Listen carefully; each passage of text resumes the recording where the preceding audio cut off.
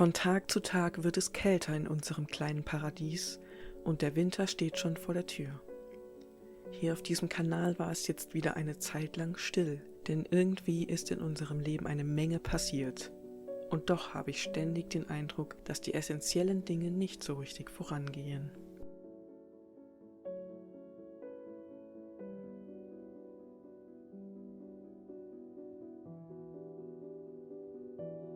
Doch lass uns zuerst ein paar Wochen zurückspulen und schauen, wie wir den Herbst verbracht haben. Manchmal reicht es leider nicht aus, einfach nur daran zu glauben, dass Dinge schon gut werden. Wenn die Bedingungen einfach nicht stimmen, dann ist es egal, ob man glaubt oder nicht. Mein Mini-Gemüse, was wir hier in diesem aufwendig gebauten Hochbeet angepflanzt haben, ausgesät haben, ist, zwar gewachsen, aber ich zeig dir mal, was daraus geworden ist.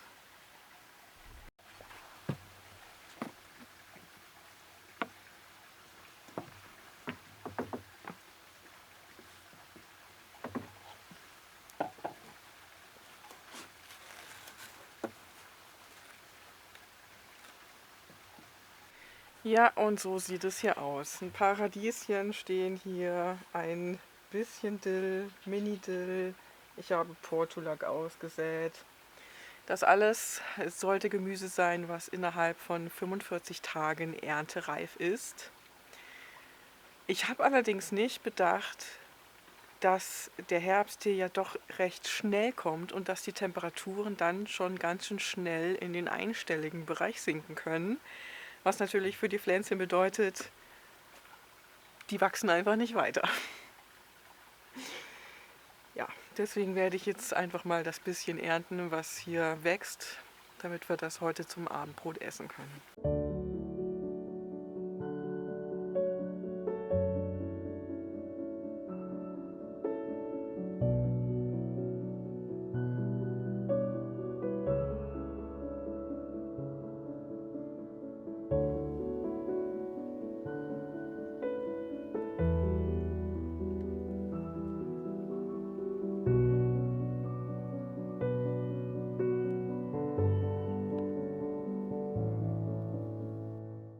Auch wenn die Ernte jetzt nicht so bombastisch ausgefallen ist. Ja, mal ein paar Radieschen zum Abendbrot. Immerhin ist es ein Lernprozess fürs nächste Jahr. Oder was meinst du? Oh. Ja, ein paar Mini-Radieschen, eine violette ist dabei. Auch schön. Ja, es ist halt ein Anfang. Der Anfang unseres Selbstversorgerlebens. Ja, oh schön, ein paar Kräuter auch noch. Mhm. Ja, müssen wir uns gut einteilen. Eine Sache möchte ich heute noch machen. Heute sind nämlich unsere Obstbäumchen mit der Post gekommen. Die werde ich jetzt auspacken und ich hoffe, wir finden dann noch ein wenig Zeit, um ein Plätzchen dafür zu suchen und die einzupflanzen.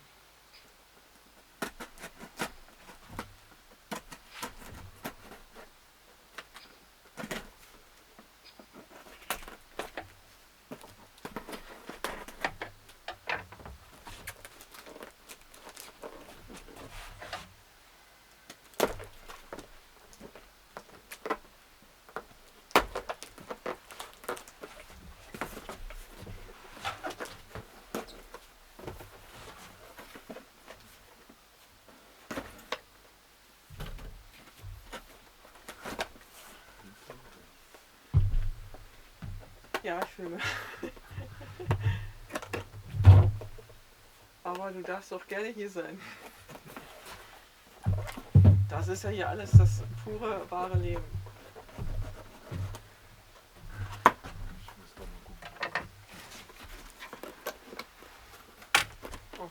Oh. Das ist der Stachelbeerstrauch. Ah. Den muss ich wohl noch ein bisschen weiter enthüllen.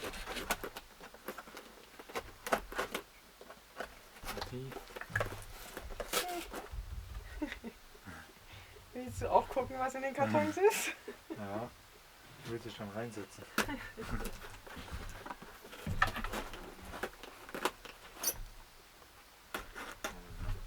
Okay.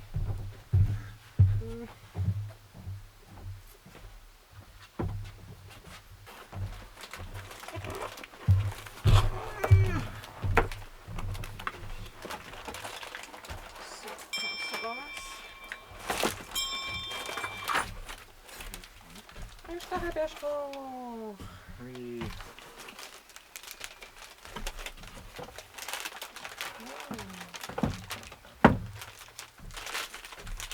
Ja, der hat dann hoffentlich schöne Früchte tragen wird. Ja.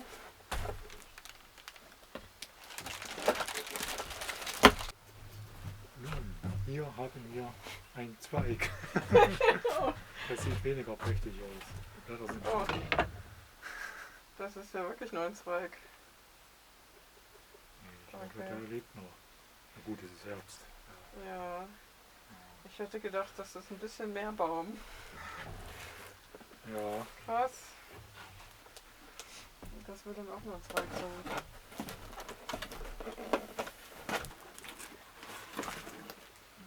Zwiebeln noch. Oh, Hast du die bestellt? Oder? nö. Dazu. Hat die geschenkt gekriegt. Cool. Wir haben noch mehr Tulpen. Noch mehr. Für die magere Ausbeute hier an Baum. Das ist unser Apfelbaum.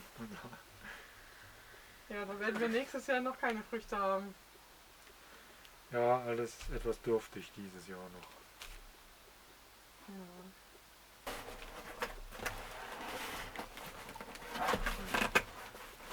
Zettel.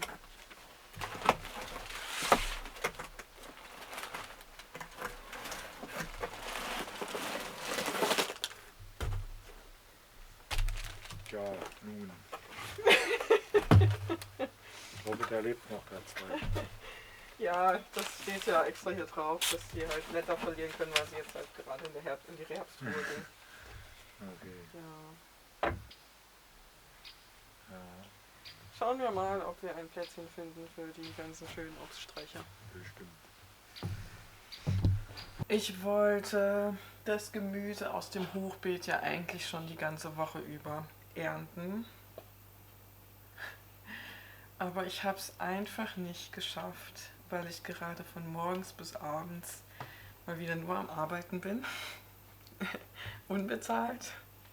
Wie schon seit Jahren. Ja, aber so ist das eben, wenn man sich was aufbauen möchte. Momentan arbeite ich wieder an einem Blog.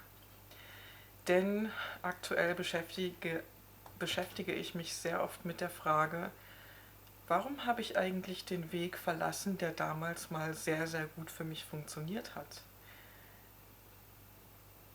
Das Schreiben, das hat mich ja jahrelang getragen und über Wasser gehalten. Damit konnte ich mir eins meiner vielen Studiengänge finanzieren. Damit konnte ich mir hier in Schweden ein Leben aufbauen. Das war meine Selbstständigkeit hier in Anfangszeiten. Gut, ich hatte in der Hinsicht dann nicht so wirklich viele Wahlmöglichkeiten, denn die künstliche Intelligenz, die hat mir da so ein bisschen den Strich durch die Rechnung gemacht. Die Auftraggeber, die wollten plötzlich nicht mehr zahlen. Und ja, so gab es dann eben keine Aufträge mehr und ich war eigentlich gezwungen, damit aufzuhören. Was ja schade ist, denn eigentlich war das sehr erfolgreich. Und durch die Tantiemen, durch die Ausschüttungen, die ich heute immer noch bekomme, jedes Jahr, ja, war das eben sehr nachhaltig auch ein guter Job. Und deswegen habe ich mir gedacht, warum soll ich jetzt kämpfen, um mir irgendwas komplett Neues aufzubauen, wo ich mich nicht mal wohl mitfühle, wenn ich einfach das wieder machen könnte. Zwar nicht so, vielleicht nicht so erfolgreich wie damals, weil ich eben jetzt gerade keine Auftraggeber mehr habe. Ich plane diesen Blog, um wirklich für mich selbst zu schreiben, beziehungsweise für die Leser da draußen, die halt interessiert sind an Gartenthemen, an Backthemen, an Frauengesundheit, all das, worüber ich eben schreiben möchte. Ja, Aber ich habe die Hoffnung, dass ich dadurch weiterhin die Ausschüttungen, die ich jetzt jedes Jahr immer wieder bekommen habe, dass ich die damit wieder aufstocken kann. Und deswegen investiere ich gerade all meine Zeit, all meine Kraft, all meine Energie in den Aufbau dieses Blogs. Aber jetzt ist es erstmal Zeit, hieraus einen Salat zu machen. Das Brot ist schon im Ofen. Let's do it.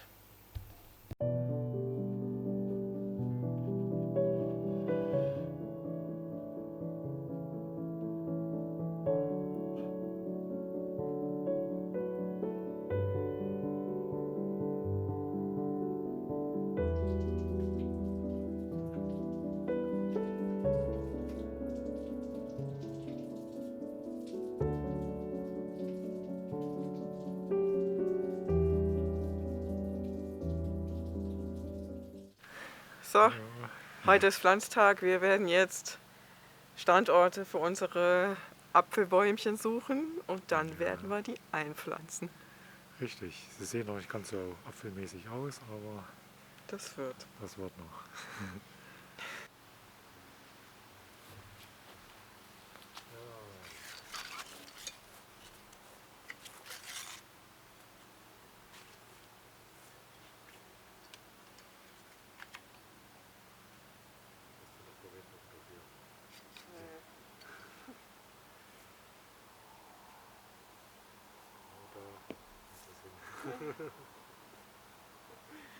Naja, es ist schon, also wenn dann hier irgendwann ein Apfelbaum steht, ist schon ein schöner Platz. Es ist ja auch irgendwie mittig, zumindest zu dem Pavillon. Ja. Ja, der ist kaputt. Ja, aber dann ist halt die Frage, wo dann der zweite hinkommt. Der muss ja auch irgendwo gut. The fall is coming, I can feel it. The breeze brings goosebumps to my skin. Tonight the whiskey feels stronger. Gasoline on hidden desires. So I'll throw another log on the fire. Let it burn. Let it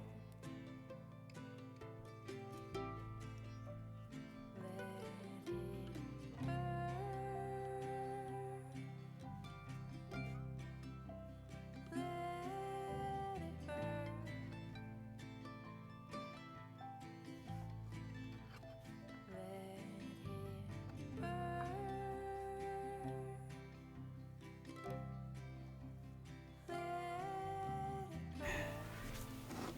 Oh! Sag nochmal. Bis hierhin hat es rausgeguckt. Und der Ja, Rest krass. war unter der Erde. Das alles für eine Wäscheleine, Wäschespinne. Ja. Wir alle haben doch genau eine Sache gemeinsam. Wir wollen glücklich sein. Doch genau das scheint für die einen so einfach zu sein, während andere sich unglaublich schwer damit tun. Für den einen mag es vollkommen selbstverständlich sein, sich immer wieder auf die positiven kleinen Dinge im Alltag zu konzentrieren, und sie scheinen genau dadurch glücklich zu sein. Dann gibt es die, und ich zähle mich selbst auch dazu, denen es schwer fällt, sich auf das Positive zu besinnen und die vergeblich auf der Suche sind. Denn Glück sieht eben für jeden anders aus. Und jeder von uns bringt seine ganz eigene Geschichte mit, die ihn zu dem gemacht hat, der er heute ist. Strategien, die dem einen dienlich sind, können den anderen aus der Bahn werfen. Und trotz all meiner Zweifel, die ich aufgrund meiner Erlebnisse und Lebenserfahrungen mit mir herumtrage, versuche ich mich selbst zu verstehen und gebe die Hoffnung nicht auf, dass auch ich mir ein Leben aufbauen kann, ganz ohne die Ängste und Sorgen um die eigene Existenz. Und vielleicht pflanzen wir ja genau deshalb diesen zerbrechlichen Bäumchen. Als Symbol der Zuversicht und als Erinnerung, dass wir den Mut, Neues zu wagen, nie verlieren. Let it burn.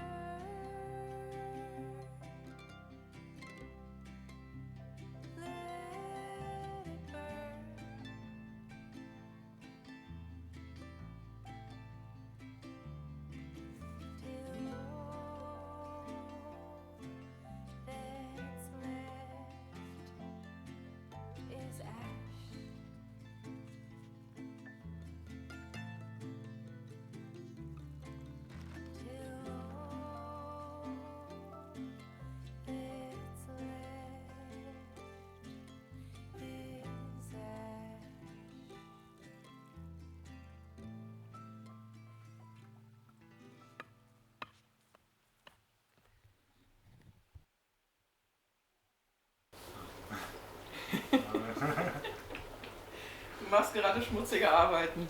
Ja, ganz schmutzig. So siehst du aus. Aber vielleicht bringst du dann ja auch Glück. Das wollte ich gerade sagen, richtig. Ich bringe Glück für den Winter, dass alles funktioniert. Sehr schön.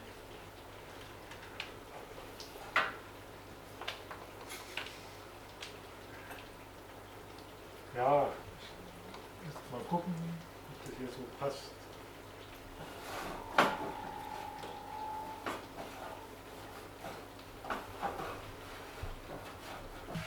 So, ich habe noch Lichterketten bestellt für unseren Rosenpavillon. Das Problem ist aber, die sind so angekommen. Und eigentlich sind da so kleine Lampions dran. Und das heißt, ich muss sie jetzt also alle daran friemeln und das könnte eine Weile dauern, denn ich habe 2 Lichterketten. Live a little, flip the page, give it some more, getting out of my way. I was hiding, bulletproof, forever waiting. Then came you. I thought I was what I've been told. I thought I was. I thought I was what I've been told. I thought I was. I was picking up the pieces of yesteryear's life, in over my head, trying to figure out.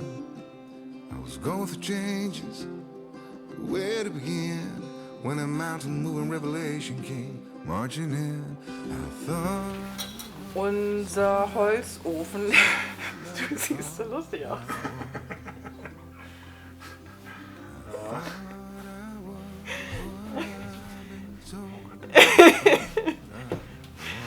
Ja, das ist der Schmutz der harten Arbeit. Ja, Unser Holzofen, der sieht von innen leider auch nicht mehr so gut aus. Diese, ich weiß nicht genau, was das ist, Betonsteine da drin, die zerbröseln ziemlich doll. Wir haben jetzt bei Biel-Thema eine spezielle Paste gekauft, die für solche Sachen geeignet ist. Und damit versucht Markus das jetzt ein bisschen zu fixen. Been a long time, baby. Been a long time, oh. Stick with me, maybe. Don't let me go.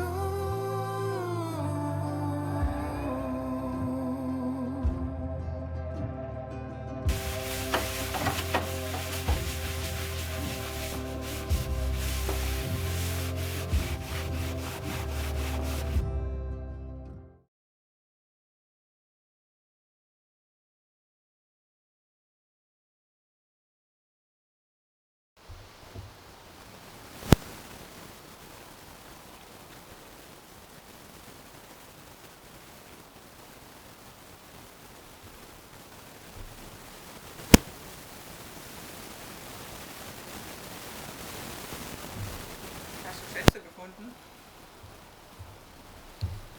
Zeig nochmal, was du gefunden hast. Die Kamera. einen alten USB-Stick. Ja, bestimmt interessant gewesen, was da drauf ist.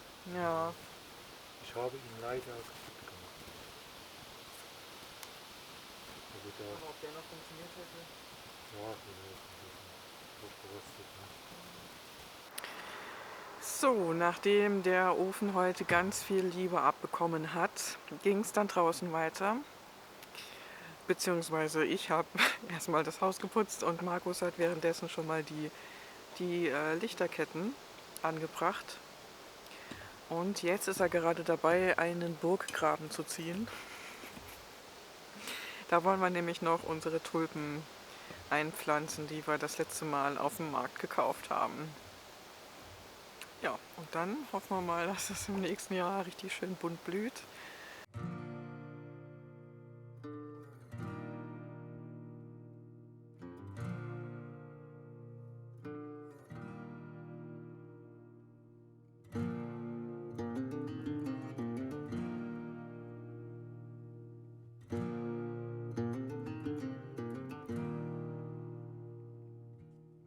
Wir wollten den Pavillon unbedingt noch fertigstellen bis Ende September, denn in der ersten Oktoberwoche haben wir Besuch aus Deutschland bekommen. Und diese Zeit war so dringend notwendig für mich.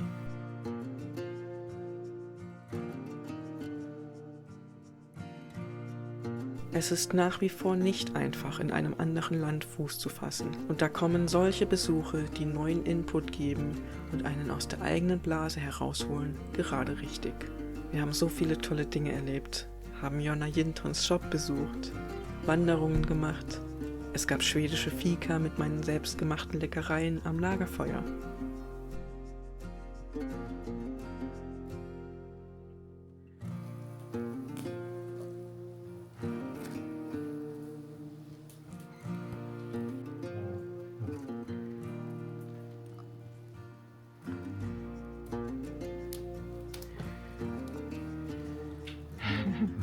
Hallo.